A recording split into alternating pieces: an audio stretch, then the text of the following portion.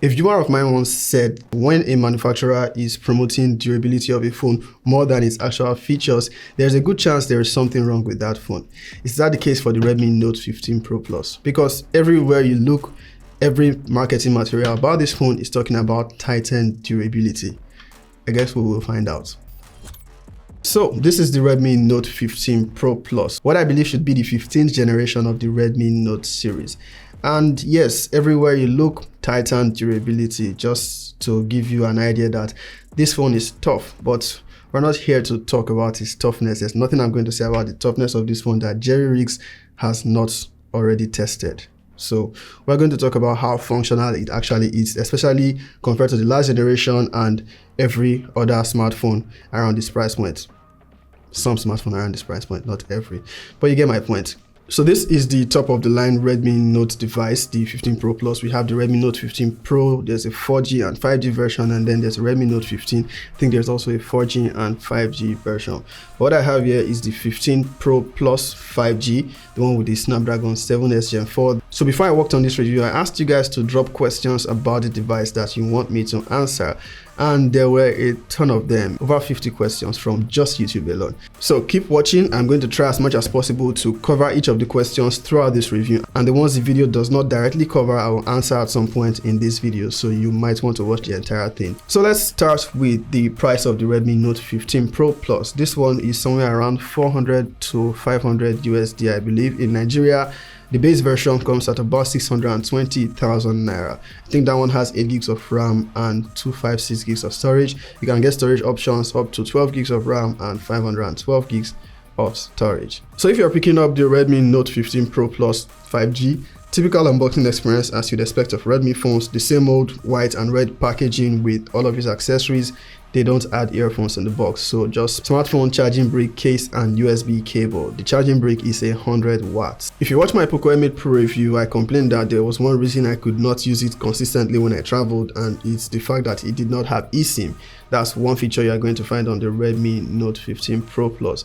That's probably also an explanation for why it costs more than the Poco M8 Pro 5G. So based on its pricing, it's a mid-range phone. This one is the successor to the Redmi Note 14 Pro Plus.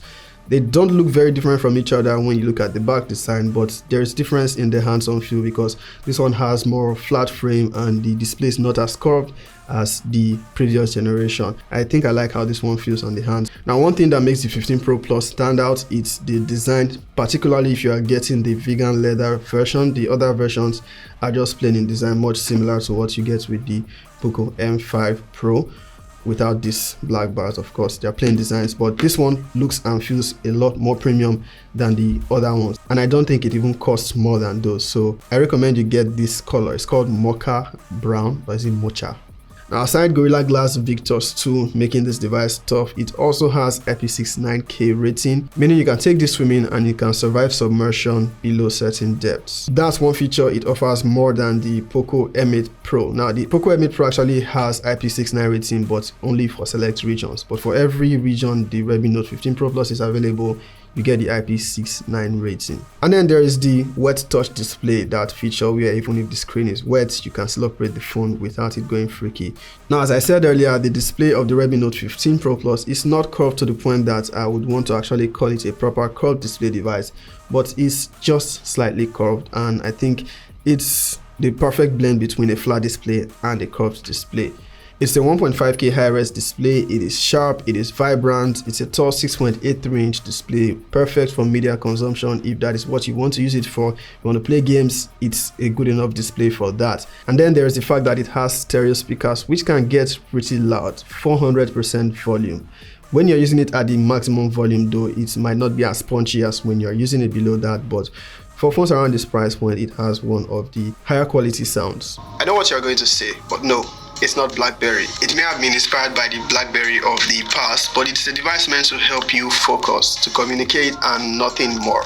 The Note 15 Pro Plus uses an optical fingerprint scanner, which is way down on the screen. It would have made more sense if it was higher, but I think you mostly find that with the ultrasonic ones. It does its job to unlock the phone just fine. I've not had any issues using it. The brightness can get as high as 3200 nits, but there's something about that brightness from what I've observed When you are playing games, this should probably be in the gaming section, but since we're talking about brightness, it's best to just mention it now. When you're playing games, the brightness just randomly drops to the lowest and you have to manually adjust it. Software updates should probably fix that.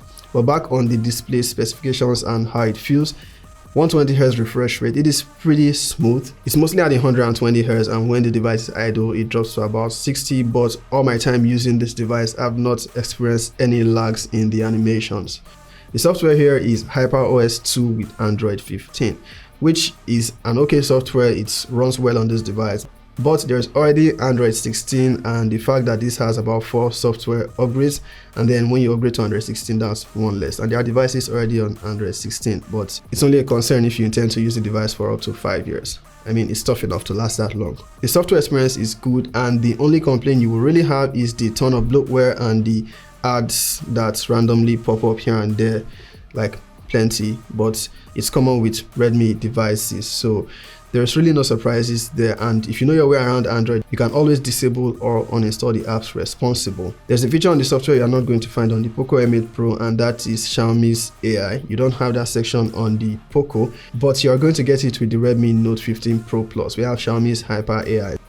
When it comes to performance, it's not lacking. It is powered by the Snapdragon 7S Gen 4, an upgrade to what we got with the previous generation. Not by a huge margin, but there's improvement to performance. Since this is top of the food chain when it comes to Redmi devices, you are not going to have any issues with performance. Multitasking is going to be handled with a breeze. The Snapdragon 7S Gen 4 is a 4nm processor with solid scores across benchmark applications. For those that would game on their phones, the Redmi Note 15 Pro Plus will handle it just fine.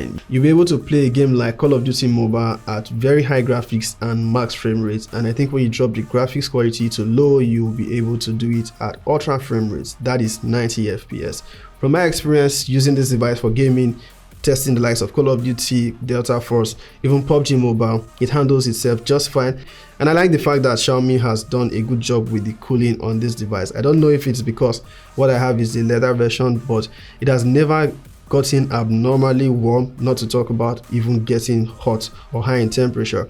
Although with the monitoring app I use, it gets as high as 37 degrees in temperature, but that's still within stable performance. And I also have to account for the fact that I'm in a really hot region where the average temperature right now is between 32 to 40 degrees. So I think it handles itself just fine. It has never felt really hot to the touch, and I did not experience throttling in performance. Of course, there are those of you that would say, well, I don't game on mobile as much as most people would, but from my tests, I think you should be just fine. Xiaomi was kind enough to pack this with 6500 mAh battery, and I like the fact that even with such massive battery capacity, it's not a heavy device, although it's probably because it's using silicon carbon technology.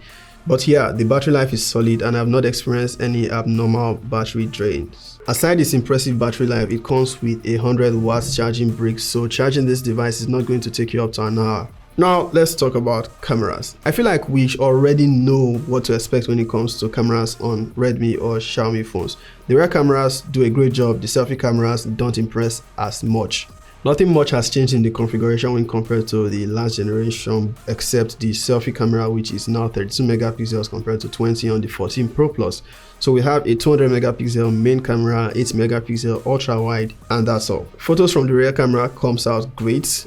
Dynamic range is good, the image is sharp, you get good results from the rear camera even in low light. I have no complaint about the image processing except on the selfie camera where it doesn't appear as sharp as it should be, and sometimes the subject can be out of focus, but it gets the job done. On video, it can shoot up to 4K 30 FPS from the rear cameras, and it has optical image stabilization.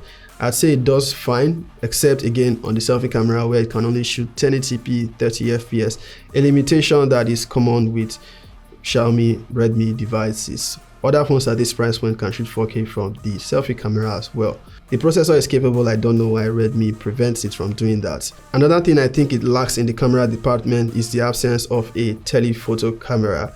Now, while other phones at similar price point like Samsung do not have a dedicated telephoto camera, other manufacturers have that, the likes of Nothing Phone, the likes of Tecno, Infinix. But I guess it's not really a problem if you are satisfied with just a main camera and ultra wide. So I feel like at this point I can just give you a direct comparison on how it fares against the Poco M8 Pro 5G, since they are like twin brothers.